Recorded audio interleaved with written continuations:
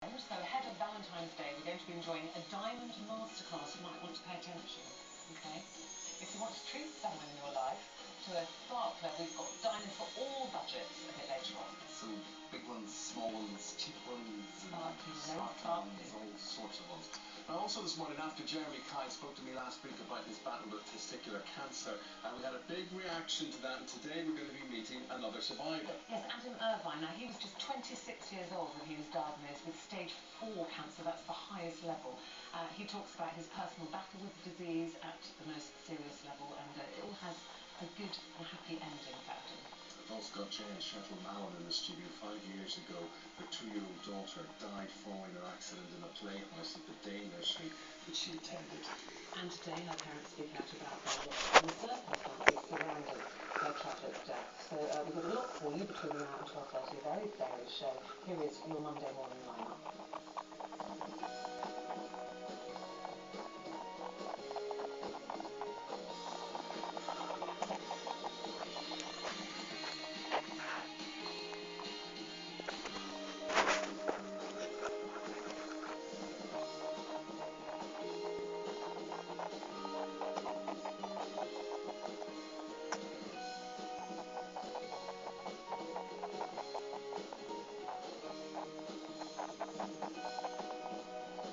We start the programme this morning remembering Jamie Bolger.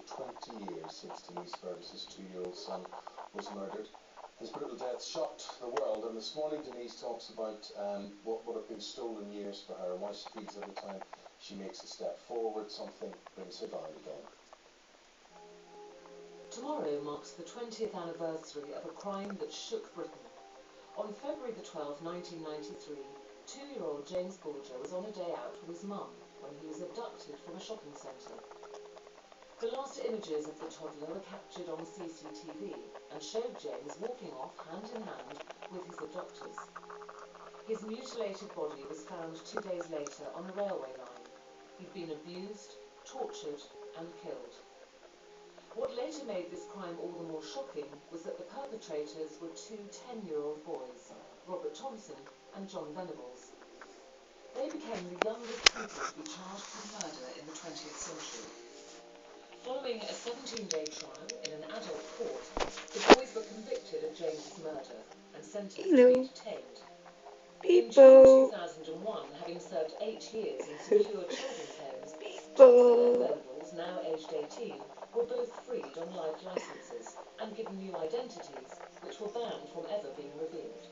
While Thompson has not reoffended, John Venables was returned to prison in March 2010 for child pornography offences.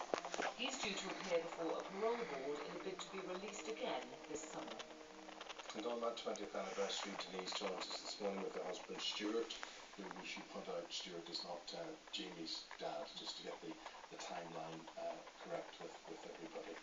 And I always feel so apologetic, Denise, when you're in and we talk to you and you have to go through the whole history again.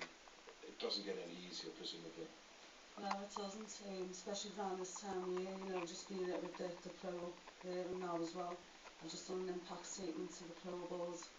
It's always come at the wrong time for me. I shouldn't be grieving for James, I should be here. I shouldn't be marking a 20th anniversary tomorrow. I should be celebrating his birthday and Christmas is with him. It's just, as I said in the past, my life's been a roller coaster ride, but I'll get through it, and I always do with the help of Stuart and the boys. So, what is the procedure when you speak to Venables' parole board? What happens? Do you meet them face to face, or do you submit a statement? And if so, what objections do you put that they're likely to listen to? Well, I'll come with solicitor. We've just put the impact statement together, so that's going to the parole. She's have it now. I'm open to go in person to express my feelings and why I think that Venables shouldn't be released again this time round, and I'm hoping that they do listen to me, because years ago I did say if they weren't treated as criminals, if they weren't punished for the crime, that one or both of them will go on to reoffend, and Venables has proven that he has done. Have you any more problem with Venables than you do with Thompson? Well, at the moment, yeah, because it's Venables who's done wrong again. He preferred not on over Thompson, but you know, Venables was covered up as well. He breached his parole by entering Liverpool. He's not meant to have entered Liverpool again. I was told that I would be informed if he was to have entered Liverpool. He was going to Everton games. I've got nieces that drink in Liverpool. He could have been talking to any one of them, so that's really upsetting.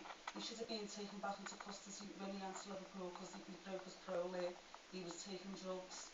He built up loads of images of young kids on his computer. It's just absolutely amazing how he's getting away with it all. I just don't know how he is getting away with it, and it's sickening to think that he is. Well, meanwhile, you believe he is in Liverpool, and you have a son, Jamie's brother, who I read an interview about at the weekend, who's afraid to go out of Liverpool. I'm afraid for him to go to Liverpool because I don't know if he's going to bump into Thompson. You know, Michael doesn't know what either of them look like. I don't know what they look like, but they know what we look like. I told Michael not to do any interviews, but he said he wanted to have a statement today. Going back in here, yeah, a little monster, thank you. Brought up knowing James, although we didn't meet him, you know, we've always talked about James in our house, haven't we? Not bad memories, they're all good memories that I've got. I passed on to my kids, and they grew and built pictures in their own minds. It was a very poignant interview, I thought, with Michael. That's the first time that we've heard from him. What was it like for you to read all the things he said?